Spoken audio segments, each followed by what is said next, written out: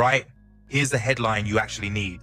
From 8 October 2025, UK retail investors can buy exchange-listed crypto ETNs, Bitcoin and Ether through mainstream brokers and hold them in personal pension and, for now, stocks and shares account. But this is not the same as UK spot Bitcoin ETFs being approved. Different vehicle, different rulebook, different risks. The difference matters because picking the wrong wrapper, paying the wrong fee, or relying on the wrong assumption in April could cost you real money. In the same week, the rules flipped. Bitcoin printed a new all-time high, just over $125,000, and global crypto ETFs chalked up a $5.95 billion record weekly inflow. Interest is back, flows are real, and UK investors now have a regulated door into the market. In the next few minutes, we'll cover what changed and what didn't, how CETNs differ from ETFs, where and how you can buy them, stocks and shares accounts / deep personal pension rules, fees and liquidity, and the opportunities and traps to watch. By the end, you'll be able to approach this like a grown-up investor, not a gambler, what actually changed and what didn't. On the 1st of August 2025, the FCA confirmed it would open retail access to crypto ETNs that are listed on a UK recognized investment exchange.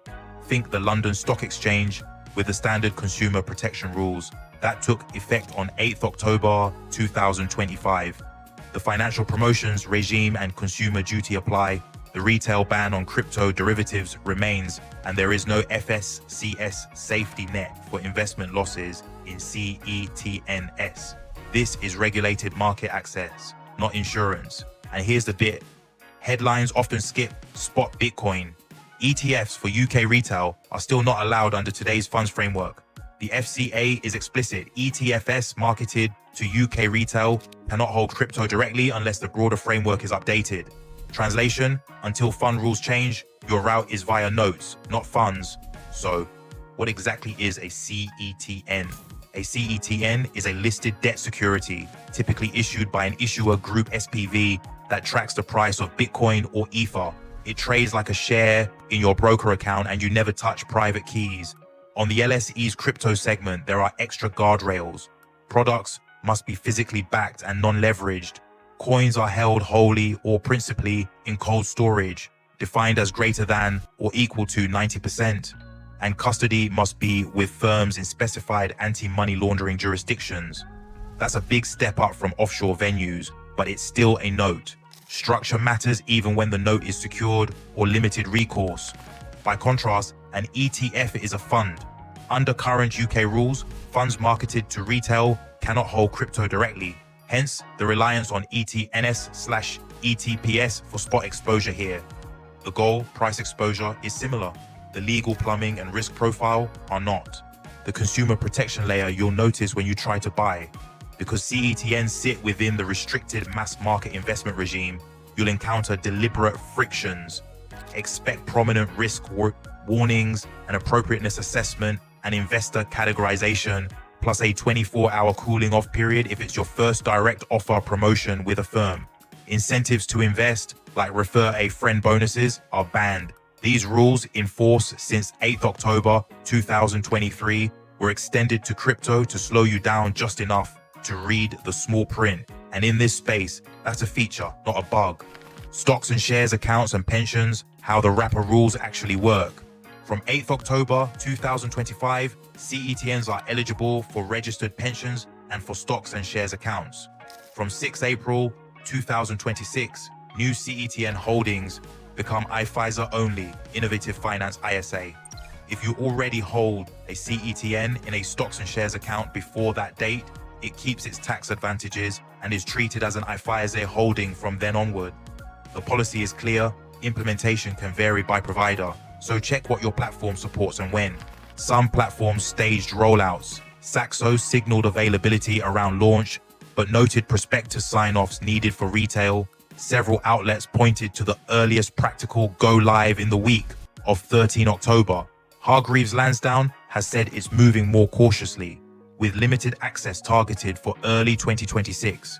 If your platform hasn't enabled CETNs yet, it's typically an operational/compliance timeline, not the FCA shutting the door. Fees matter over long horizons. Wisdom Tree cut the MER on its physical Bitcoin product to 0.15% through 31st December 2025.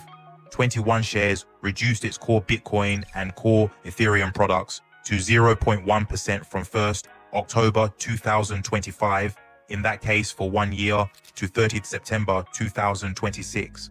A few basis points feels trivial at the till, it compounds over a decade. Also watch FX costs if you trade USD lines, and recognize that thinner lines can mean wider spreads. Let's talk depth. As of mid-year, the LSE listed 8 issuers, 17 crypto ETNs across 34 currency lines. Order book activity has grown from a low base. 2025 average daily value traded, ADVT, approximately £624,000, up approximately 173% year on year, yet still around 0.59% of European crypto ETP trading. You can get filled, but trade it like a niche ETF. Use limit orders, choose the GBP line if you want to avoid FX, and don't expect US-style depth at the open. Liquidity should improve as more platforms go live and market makers tighten quotes. The $5.95 billion weekly inflow and the $125,000 print weren't an accident. When a market opens a new regulated channel, wrapper flows can amplify both rallies and retracements. You don't have to chase a green candle.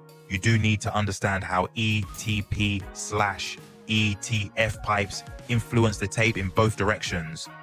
Meet Amira, 32, product manager in Manchester. She's built a sensible core, global equities, and a slug of gilts inside a stocks and shares account and her workplace pension. She wants a small satellite Bitcoin allocation without managing wallets. With the rule change, she buys a physically backed Bitcoin ETN on the LSE via her usual broker. She completes the appropriateness check, waits the 24-hour cooling off, funds through her personal pension, picks the GBP line to avoid FX, and uses a limit order around indicative NAV. Come 6 April 2026, if she wants the same exposure in a tax-efficient stocks and shares account, she'll need an IFISA provider, or she keeps the exposure in the pension. That's the practical reality behind the headlines. Why ETNs and not ETFs? Aren't ETFs safer? The distinction is regulatory, not moral. The FCA can't permit ETFs that directly hold crypto for UK retail under the current fund rules. Until that changes, ETNs are the channel, albeit physically backed exchange-listed ones with prospectuses and custody standards. Still, ETNs are notes. Many are secured/limited recourse with claims over the collateral, but issuer and operational/custody risks remain. Being on the LSE doesn't erase that. It's less Wild West, more mind the structure. You'll hear the classics: Bitcoin has no intrinsic value, it isn't an asset class, LSE volumes are tiny, limiting to UK RIEs is a bottleneck. Some of that is fair context. The UK approach is calibrated and volumes in London are still modest versus Europe. That doesn't make the channel meaningless. It means you size like a satellite, use limits, and pick your line. If your platform is slower, that reflects risk appetite and onboarding, not a U-turn at the regulator. The rule change is done, distribution catches up. How big could this get? It comes down to platform coverage and fees. Give investors a clean, cheap wrapper, and they tend to show up. The UK won't replicate the US overnight, but with fees around 0.10% to 0.15% and broader access, London can become a practical venue for stocks and shares accounts, money-seeking regulated exposure without self-custody. If the funds framework is updated to permit ETFs, expect a migration from notes to funds, as we saw with trust to ETF conversions in the US. For now, ETNs are the bridge. Decide your allocation in advance, keep it small at first, and set a rebalancing rule so you're not hostage to FOMO. Choose your wrapper deliberately. Personal pension is straightforward now. Stocks and shares account works this tax year, then IFISA only for new CETN purchases from 6 April 2026. If your stocks and shares account provider doesn't support IFISAS, either open one that does or hold the exposure in the pension. When trading, check spreads and depth. Use limit orders and pay attention to issuer notices. Fee waivers can end Finally, accept that correlations wander. Sometimes Bitcoin trades like high beta tech. Sometimes it doesn't. Treat it as a diversifier, not a magic hedge. None of this is personal advice. It's a framework for clear thinking. There is no FSCS protection for investment losses in a CETN. If the asset falls, that's on you. The FCA's protections focus on how products are sold, risk warnings, cooling off, appropriateness, not on making you whole. If you want certainty, gilts exist. This isn't that. So where do we go from here?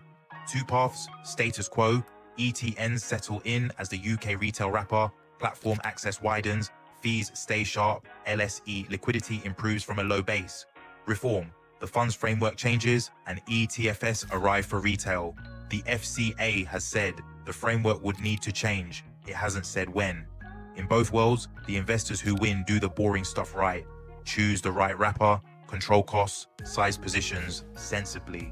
For UK investors who want exposure without self-custody, CETNs are a meaningful upgrade versus offshore exchanges and a practical bridge to regulated access. The mechanics are in place: UK exchange listing, clear promotions rules, personal pension eligibility now, stocks and shares account eligibility today, with an IFIS-A shift next year, and a shelf with fees that no longer take the mick. The trade-offs are equally clear: note structure risk, thin liquidity for now, and variable platform rollout. If you can live with that, you can build a documented, auditable crypto sleeve inside long-term accounts. If not, there's no shame in waiting. This isn't the UK suddenly doing crypto. It's the UK saying, if you're going to do it on our turf, with our rules, and with your eyes open. If you're considering it, treat it like any other high-octane satellite. Know the wrapper, know the fee, know the liquidity, know yourself. Don't let a new all-time high or a shiny app notification set your allocation. Let your plan do that. If this helped you cut through the noise, subscribe, like, and share it with a mate who still thinks an ETN is the same as an ETF. We'll keep tracking platform rollouts, fee changes, and if it happens, the moment ETFs enter the UK picture. Until then, be smart, be skeptical, and invest like your future self is watching.